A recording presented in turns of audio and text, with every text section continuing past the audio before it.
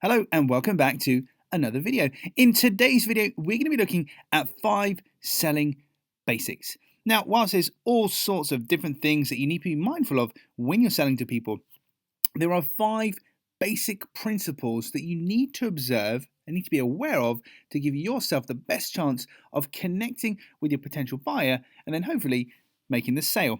Now, the first one is this, and this is my personal maxim in my business. If they don't understand it, they can't buy it. If they don't understand it, they can't buy it.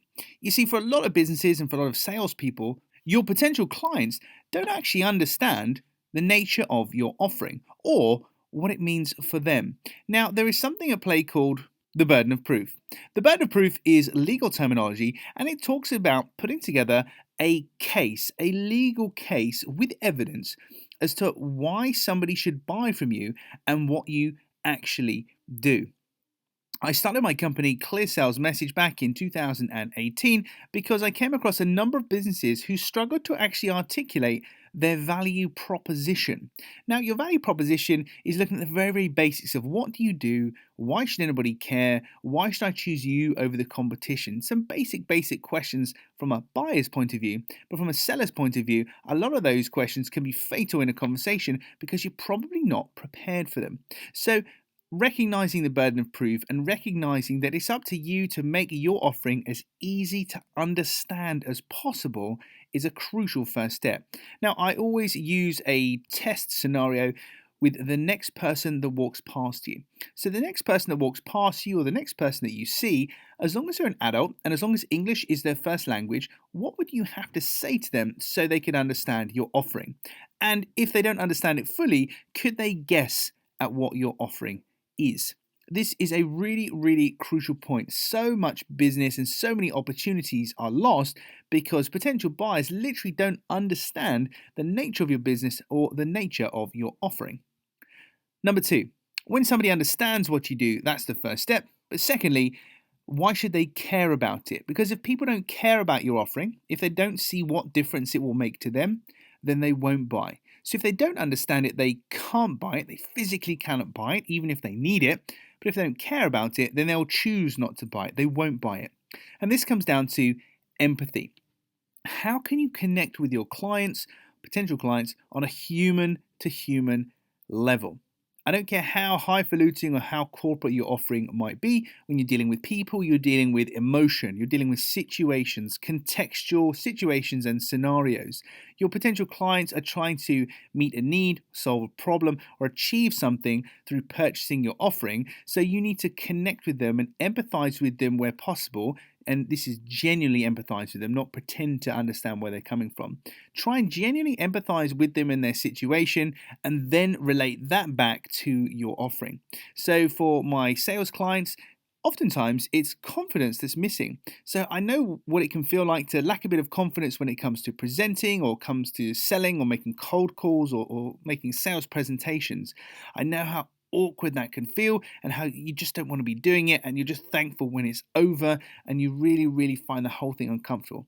I understand that. But I also understand the disappointment when you don't hit your sales targets, when you don't have enough money, when you have problems in your business or in your personal life because your cash flows dip because you're not selling enough and you're not being effective enough. And I also know how to stop it. I know how to give you the strategies and the tools you need to improve your sales performance. So a conversation like that with a potential client focusing on their confidence will allow me to connect with them and allow them to see why they should care.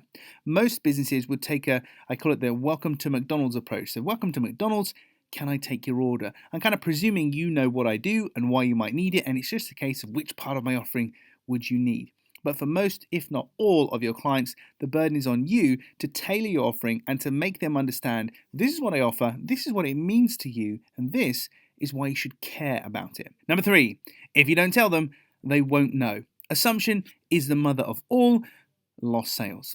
Now this comes down to WYSIWYG. What you see is what you get. As a potential buyer of yours, I can only go from the information you are giving me. So if you don't tell me important things about your offering, how it works, what it costs, any kind of information that I'm going to need to make a buying decision, if I have to hunt for that information and if it isn't obvious, it's a huge barrier to entry.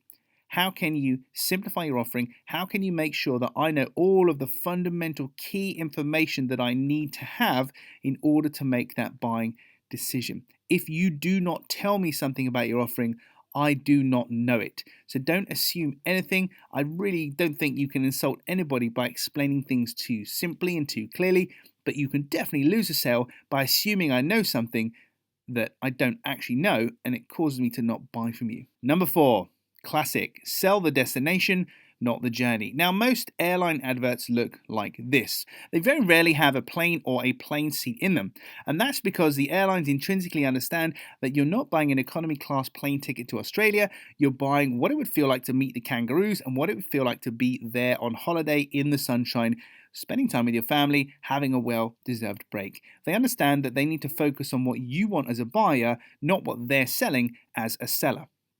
So look at your website, look at your offering, look at the conversations you're having. What are you focusing on? Chances are you're trying to sell the journey. You're trying to sell the plane seat, the details, the intricacies, which unfortunately at the outset, your clients don't care about. I don't care about the details of the plane seat first of all. I care about getting to Australia. Then I care about, is it economy, is it business, is it first? What's the food like? What are the movies like, etc. But most businesses and most business people will lead with the details of our offering. So here's the plane seat. This is what it looks like. Isn't it cool?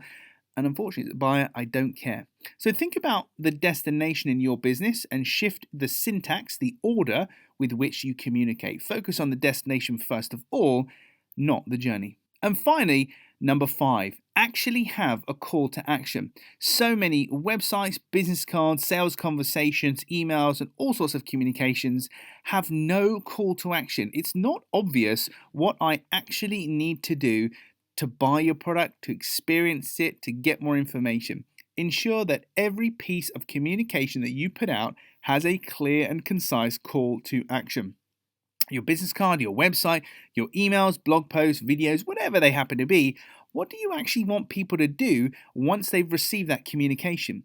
Make it obvious to them, make it clear. This is talking about the path of least resistance. We will always fall to the path of least resistance, and oftentimes we will do as we are told, or we prefer to be told what needs to be done. So if at the end of this video I didn't ask you to subscribe to this channel, the chances of you doing it are vastly, vastly diminished. If I ask you to subscribe to the channel and perhaps share the video with somebody that enjoyed it, I've massively increased my chances of that actually happening because I've given you a call to action and I've made it as clear as possible and as easy as possible. So look at the emails you're sending, think about the phone calls you're having, look at your website, business cards, all of your touch points and communication. Do you have a clear call to action? Is it obvious what clients need to do in order to buy from you, find out more information, have a test drive, or experience your offering in some way? Make it as easy as possible to deal with you. And there you have it. Those are 5 very simple, very straightforward selling basics that will give you an incredible foundation to begin your sales conversations and your sales communications. If you enjoyed this video, please share it with somebody who you think might take value from it, or perhaps they need to see it because they're making some of the errors that we've discussed previously. And of course, please subscribe if you would like to see more videos like this. Hit the subscribe button, hit the notification bell. We're releasing more and more videos like this as time goes on. So if you'd like to see more, subscribe and you will be notified. And that's it. Thank you so much for your time. I will see you in the next video.